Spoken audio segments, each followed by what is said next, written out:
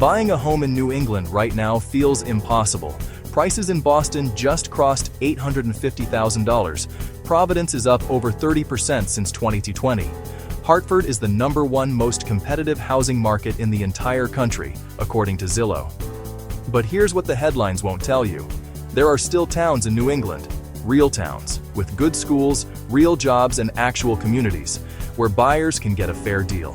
Today, we're going inside 6 of them, one in every New England state. Let's go. Before we get to the towns, let's set the table. New England's housing crisis is a demographic story as much as an economics one. This region has been losing working-age residents to the Sun Belt for years. But the people who are staying and the people moving in from Boston and New York still need somewhere to live. Mortgage rates have started to ease below 6%, which is unlocking buyers who've been sitting on the sidelines since 2022. That means competition is coming back. And the window on these undervalued towns may not stay open long. The towns we're covering today were selected on 4 criteria: median home price, price trend over the last 12 months, days on market, and quality of life, meaning schools, safety, and access to employment. Our Connecticut pick is Hartford, and yes, we know what you're thinking. Hartford has had a rough few decades. But the data tells a more interesting story. At around $262,000 for a median home, Hartford is the most affordable state capital in New England by a wide margin. And because inventory is 63% below pre-pandemic levels, the buyers who do get in are already seeing appreciation. Over 66% of Hartford homes sold above asking price in 2025, more than any other major metro in the country.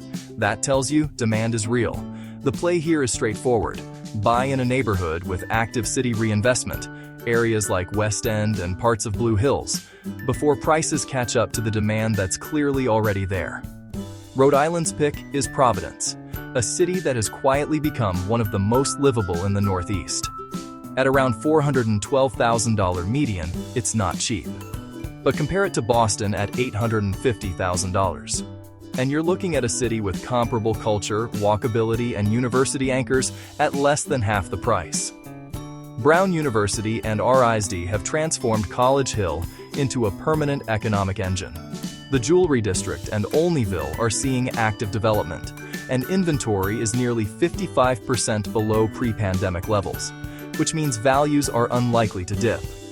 For buyers priced out of Boston, Providence offers what urban economists call a refuge market.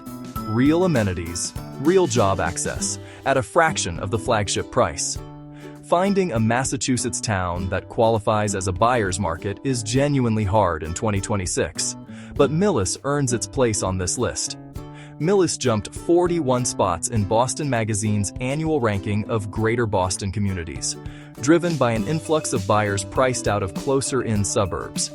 At around $750,000 for a single-family home, it's not bargain bin. But for a commuter town about 30 miles from Boston, it punches above its weight. The town has a genuine small-town feel: schools, a park, and municipal buildings clustered together. New construction is coming in around $1 million, which means existing homes in the $750K range represent real relative value. If you're a Massachusetts buyer who wants to stay in the state, Millis is the name to know in 2026.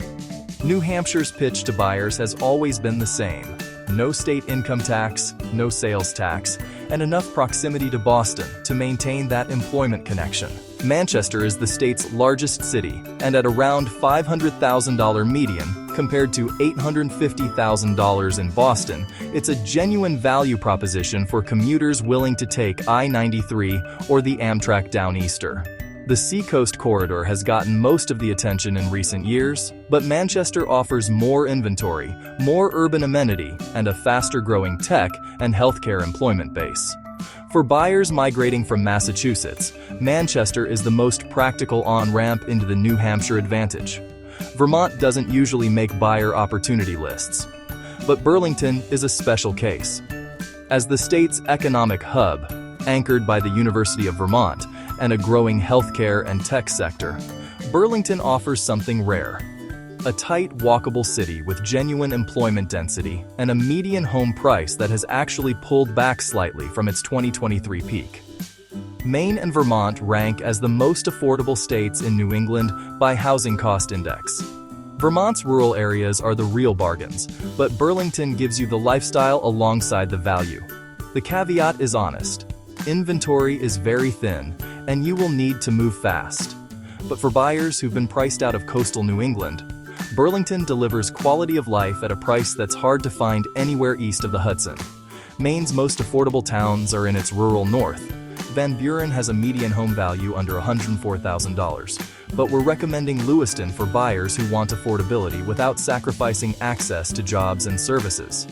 At around $230,000 median, Lewiston is the most affordable mid-sized city in all of New England. It sits on the Androscoggin River, is home to Bates College, and has seen sustained downtown reinvestment over the last decade. Maine's overall housing cost index runs 11% below the national average, and Lewiston specifically is experiencing the kind of migration pressure from southern Maine and out-of-state buyers that tends to precede sustained price appreciation. For buyers who want to get ahead of the curve in a state that's still genuinely affordable, Lewiston is the call. So here's the takeaway.